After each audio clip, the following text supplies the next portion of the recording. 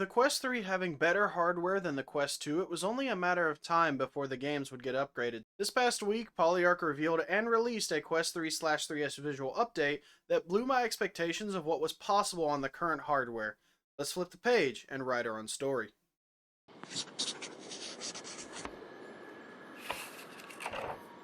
Moss is a single-player action puzzle game from Polyarc made for the VR platform, and boy, it doesn't disappoint. With a lovable character like Quill that you go on an adventure with to the unique puzzles and combat system, there's a home for every type of player within the world of Moss. When I first found Moss, I was taken back by the visuals and details put into the VR space. I also fell in love with Quill and the story behind Moss. I do speedruns for both Moss and Moss 2 from time to time. After years of playing the game and revisiting areas over and over with each run, something felt different. The visuals that we started with were beginning to look a little bit dated from the newer titles releasing. With Polyarc taking a look at player feedback, they noticed the high demand for updated visuals and, well, they delivered. With the recent visual update, it's night and day with how the visuals look.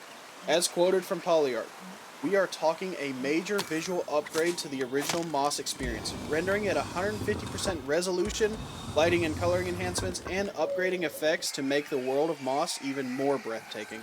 The visual update is massive for Moss, and for Moss Book 2, being a newer game, it already has some of the improvements listed, so there's a little bit less of a change for Book 2.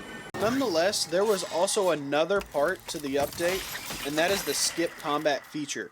Although I love the combat of Moss, I know every player is different. If you're just looking for the story of Moss and its mystical world, this option's great for you. There are two ways to initiate the skip combat feature. You could die 3 times, and the game will prompt you with the skip combat feature, or when the combat starts, you can go in the menu and manually remove it.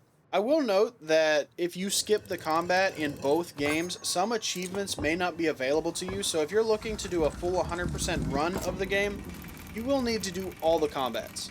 There are a couple takeaways from this update. Number one, I will be going full throttle again on Moss and Moss Book 2 speedrunning. I want to stream at least twice a week with a video dropping every week or so. If I get world record though, I'm definitely posting that. Number two, the change I'm most excited for is the skip combat feature, believe it or not, and I wonder how much my time on my speedruns will be saved by skipping combats. Before you go, I have a quest key for Moss that I'll be giving away as a member of the Polyarc Creator Program. To enter, click on the link in the description below and follow all the steps provided. You'll have a chance to get more entries the more tasks you do. The giveaway itself will end November 20th, 2024, so make sure you check it out.